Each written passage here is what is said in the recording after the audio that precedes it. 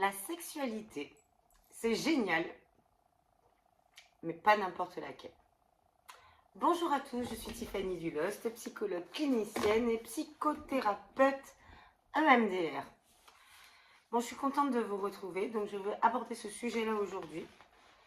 Je vais faire de mon mieux pour vous l'expliquer. Alors, il faut savoir que cette vidéo, elle est inspirée d'un livre qui s'appelle « Les 5 langages sexuels » de Margot Fried Fillozat. Excusez-moi, c'est un peu compliqué parce qu'il y a des I, des Y. Non, il n'y a même pas de I, il y a un Z. Quand il y a une lettre particulière, ça fait toujours ça. Bon, peu importe. Donc, on va aborder ce sujet-là ensemble. Donc, pour elle, il y a 5 langages de l'amour. J'ai trouvé ça très intéressant. Je vous résume quand même. Il y en a un. C'est le premier et on pense que c'est le seul et l'unique. Et très souvent, vu qu'on pense que c'est le seul et l'unique, et pour le coup, on a tendance à dire que la sexualité, c'est pas si génial que ça, quoi. Surtout pour les femmes. Alors ce 1, ça s'appelle le langage sexuel physique. Physique. Alors ça, on peut l'avoir dans un couple qui dure, qui va se coucher toujours aux mêmes horaires, où on fait l'amour aux mêmes horaires, où tout est habituel, où on va plutôt faire un peu de performance plus que rentrer dans l'énergie de l'autre, mais ça j'en reparlerai après. Et donc en fait c'est le langage de la puissance sexuelle. Certes on connecte nos corps, mais c'est plus dans le sens d'un jeu. Donc ça aussi ça peut être quand on part dans le charnel direct dans la relation. Voilà, on fait l'amour, c'est le moment, on fait l'amour. Si je te suce les seins, excusez-moi, je vais avoir des mots un peu crus comme ça, vous m'en excusez, hein, c'est pas mon langage habituel, mais je suis obligée de vous dire ça. Si je te lèche les tétons, tu vas aimer, obligatoirement c'est sûr, parce que quand on lèche les tétons, on aime ça, hein, que ce soit pour les hommes ou pour les femmes. Si je te fais un cunnilingus, tu vas aimer obligatoirement. Si tu n'aimes pas, c'est que tu es frigide, c'est que je sais pas moi, tu es hypersensible, que toi tu as un problème. C'est le langage sexuel physique qui peut aussi très bien, hein, ce côté charnel, ce côté tout ça, très bien se faire dans une relation où, bah je sais pas, il y a une excitation soudaine et on se jette dessus et là on fait, comment vous expliquer, on montre son savoir sexuel à l'autre. Voilà, je sais faire ça, toi tu sais faire ça, etc. C'est le langage dans lequel, entre guillemets, on est un peu élevé. Un peu. Le problème, c'est que moi, en consultation, j'accueille beaucoup de monde, des femmes, des hommes, et qui sont pas si bien que ça dans leur sexualité. Voire des femmes qui disent, bah, écoutez Tiffany, j'avoue, je le fais, mais par devoir. Et des fois, j'ai pas envie, mais je le fais. Et très souvent, je regarde la pendule, ou je regarde le tableau chez la personne qui me paraît jolie, mais je ne prends aucun plaisir. Et ça, effectivement, ça arrive plus souvent qu'on ne le croit. Donc c'est pour ça que je vais vous parler des 4 autres langages derrière qu'il y a de sous-jacents. Ouais, la dernière fois, excusez-moi, je vous redonne un exemple. La dernière fois, j'ai une patiente qui est venue me voir, qui m'a parlé d'une rencontre débutante. Mais ça peut arriver dans, dans un couple qui dure depuis des années, où ils préfèrent aller faire du polyamour ou de l'échangisme, plutôt que de réfléchir au fait que leur sexualité est chiante, quoi. Elle est ennuyeuse. Donc on préfère aller voir à droite et à gauche, plutôt que de vérifier le fait qu'on n'est pas dans simplement le bon langage sexuel et qu'on s'ennuie dans notre sexualité. La dernière fois, j'ai une patiente qui m'a dit qui était en rencontre avec un homme. Alors, ça faisait pas longtemps hein, qu'elle connaissait. Hein, ça faisait, allez, 3 jours, 4 jours. 4 jours. Premier rendez-vous, le bisou. Alors, le bisou, aucune sensualité. On se dit, on se plaît. Le gars, il fonce sur elle, il lui fait un bisou, il lui met la langue direct dans la bouche. On se connaît pas, enfin, je veux dire, on s'est vu le temps d'un repas, le temps de 2 heures, et d'entrée, on te fout, on te met un truc dans la bouche. Elle a été choquée, elle a essayé de lui dire, sois plus sensuelle, enfin elle a essayé quand même. Mais c'est compliqué de dire ça à un homme, parce que l'homme, hein, il a un ego, quoi. Puis il faut pas qu'il se sente castré non plus, quoi.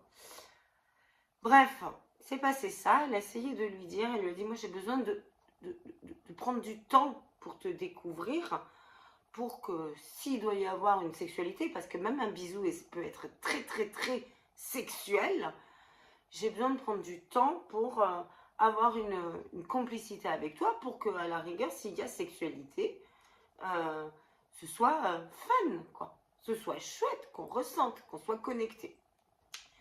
Bref, le gars, il dit oui, oui, oui, mais il fait non, non, non. Donc au bout de, il se voit 2 fois en rendez-vous, bon il recommence une fois, il essaie quand même un petit peu, mais bon voilà. Puis à un moment donné, ils en viennent à passer un week-end ensemble. Et là, bon, on discute de la pluie et du beau temps pendant le week-end, hein, c'est-à-dire rien de forcément affectueux, émotionnel, mis à part, bon allez, on se prend un peu dans les bras de temps en temps, un petit smack ou une langue dans la bouche encore. Puis à un moment donné, à 9 h du soir, hein, ou 9 h 30, bah, on se met au lit, quoi. Et puis là, bah, l'homme fonce dessus ma patiente. Fonce sur ma patiente. Donc là, elle lui dit non, quoi. Elle lui redit. Hein, je crois que ça faisait 10 fois hein, qu'elle lui avait déjà dit, mais bon. Elle lui redit. L'homme lui dit, mais non, mais laisse-toi aller. C'est bon. Je te quitterai pas. T'es ma femme maintenant. 4 jours. Ok ? Laisse-toi aller. Alors elle lui redit non, elle lui dit non, je préfère qu'on prenne le temps, on peut dormir tendrement, voilà, laisse. Oh, mais... Et donc il fait ok, il arrête et il reprend de plus belle. Jusqu'au moment où il lui dit écoute, on peut se toucher au moins. Et il lui prend la main et il la met sur son sexe. Alors qu'elle avait dit non. 50 millions de fois. Mais il lui prend, mais c'est pas où il va lui mettre la main. Elle pensait il allait lui mettre, je sais pas moi, sur son torse et tout ça, mais pas sur son sexe. Et là, elle a mis la limite. Et là, moi, je vous avoue que là, on n'est pas dans le consentement. Hein. Bref. Et elle est partie de là. Cette relation ne donnera pas, certainement pas lieu à une suite et certainement pas lieu à une sexualité harmonieuse. Donc je vous parle des... Donc ce gars, il n'a rien compris. Parce que lui, il l'a désiré, mais il n'a pas essayé de se connecter à elle pour prendre du plaisir. L'excitation, certes, il l'avait, mais elle n'était pas dans l'excitation. Et il n'a pas essayé d'écouter ses besoins qu'elle lui disait pour se connecter à elle, pour avoir une sexualité épanouie. Il existe donc 4 autres langages de l'amour. Là, je vous ai dit le physique. Alors après, il y a le deuxième, c'est le mental. Alors, les gens qui sont que dans le premier et qui ne connaissent pas les autres, ils vont penser qu'une personne qui a le langage mental est une personne qui est rigide, contrôlante, etc. Ce qui n'est pas vrai, c'est qu'elle a juste besoin de se sentir en sécurité. Et tant qu'elle ne sentira pas la sécurité, hélas, la personne ne va pas pouvoir lâcher prise dans la sexualité. D'accord ? Et ça va être important pour elle qu'il y ait un cadre. Alors, le langage mental, c'est le langage de la communication. Il faut que les choses soient claires. La personne va dire, voilà, j'aimerais que si on fait, je sais pas moi, l'amour ensemble, je préfère qu'il n'y ait pas les enfants à côté. Enfin, voilà, c'est mentalisé, c'est comme ça. C'est certes de l'ordre aussi du fantasme, mais il faut qu'il y ait un cadre et de la communication sécurisante. Est-ce que là, tu as envie vraiment d'une... Alors, ça se passe par les mots, hein. Est-ce que tu as vraiment envie maintenant d'investir dans une relation sérieuse? Ben oui, j'ai envie. Est-ce que tu te sens prêt ou est-ce que tu as juste envie de t'amuser? Donc, la personne qui est dans le langage sexuel mental aura besoin d'être rassurée au début de la relation à ces niveaux-là. Et dans la relation, il ne faut pas qu'il y ait les enfants qui soient trop à côté, besoin peut-être, enfin, voilà, il y a tout ça, quoi. Voilà, voilà. Le problème, c'est qu'en début de relation, on peut se faire avoir parce que nous, surtout les femmes, mais certains hommes aussi, hein, je dis pas parce que maintenant, avec le mouvement MeToo, hein, la femme et l'homme peuvent se confondre, mais pas encore totalement. Donc surtout pour nous les femmes, on peut se faire avoir parce qu'on peut lâcher prise sexuellement parce que l'homme nous a baratiné un faux mental. C'est-à-dire que tout ce qu'il nous a dit, c'était pour nous rassurer, rien que pour nous baiser, entre guillemets. Et une fois qu'il a fait son affaire, bah bizarrement, bah on a très très peu de nouvelles après. Ce n'est plus la même chose. Donc ça, il faut se méfier de ça, je vous le dis. Deuxième langage, c'est le langage émotionnel. Langage sexuel émotionnel. Alors, certains hommes qui sont dans le langage premier, va dire de l'autre, parce qu'il a besoin de ce langage, il va lui expliquer, j'ai besoin de ce langage émotionnel, c'est-à-dire avant le rapport sexuel, qu'il y ait eu des émotions entre nous,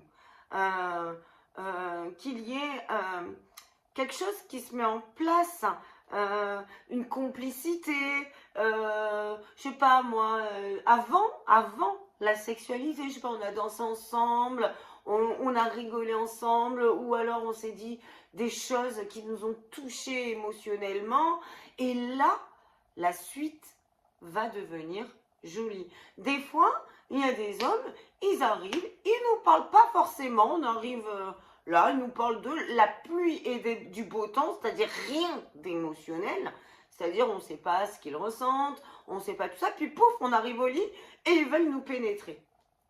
Non. Là, ça ne marche pas avec quelqu'un qui a le langage sexuel émotionnel. Ça ne peut pas marcher.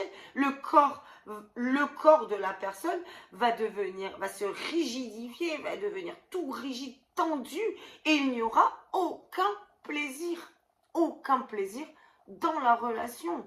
Et à la sortie de là, alors certaines personnes qui sont dans l'émotion, un peu hypersensibles, vont des fois laisser faire l'autre par peur d'être rejeté. Mais non, quoi. Le but, ce n'est pas l'excitation de l'autre. On ne fait pas l'amour pour l'autre. On le fait aussi pour soi et pour prendre du plaisir à deux. Et je peux vous assurer que quand il y a le langage sexuel émotionnel, que ce soit l'homme ou la femme, sont en harmonie.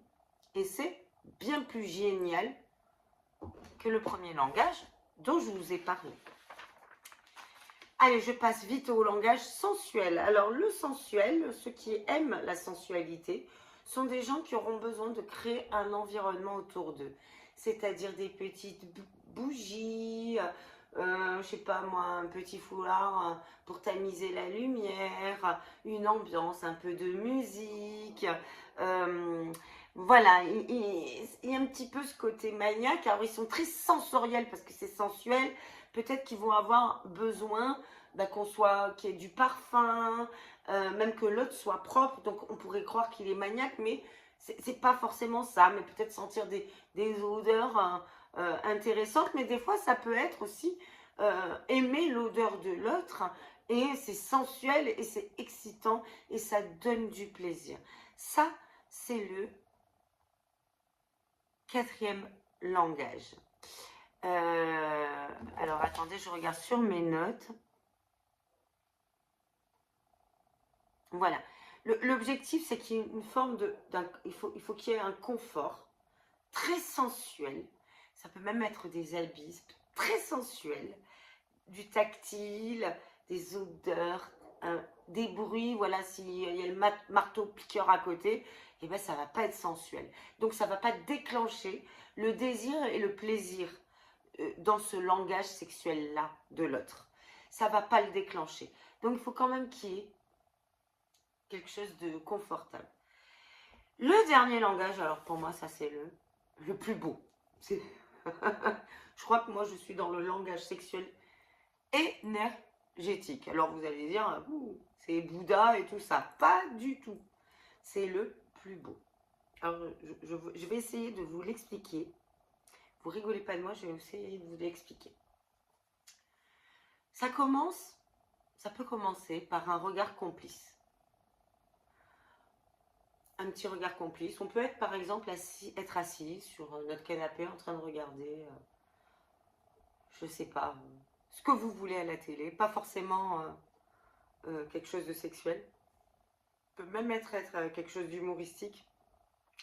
Et là, à ce moment-là, eh ben, il va y avoir un baiser avec notre conjoint. Mais juste un baiser. Alors celui-là, il est génial, le langage sexuel, parce qu'on ne sait pas où ça va nous mener. Et on peut l'arrêter au moment qu'on veut. Puis le baiser va nous donner envie de changer un peu de position, et puis peut-être, comme ça, de nous prendre dans les bras, juste pour ressentir. Juste ça. Et on recommence à ressentir l'énergie de l'autre. Et ce ressenti, je peux vous assurer que ça remplit, je sais pas, cette zone-là. Et c'est très très fort, c'est très puissant. Je sais pas si vous l'avez déjà vécu, moi je l'ai vécu plusieurs fois. Et c'est vrai que j'ai tendance pour le coup à avoir envie que de ça, mais bon, on peut pas. Ça remplit, c'est énorme. Et là d'un coup, on va avoir envie de caresser l'autre, de lui faire du bien. Mais pour ça, bien évidemment, ce langage-là, on ne peut que le faire dans un couple qui est complice et qui s'aime. Hein, si on s'est disputé avant, ça ne marche pas. Et là, on va vouloir se caresser mutuellement, sans savoir où ça nous mène encore. Puis des fois, on est fatigué, on n'a pas prévu.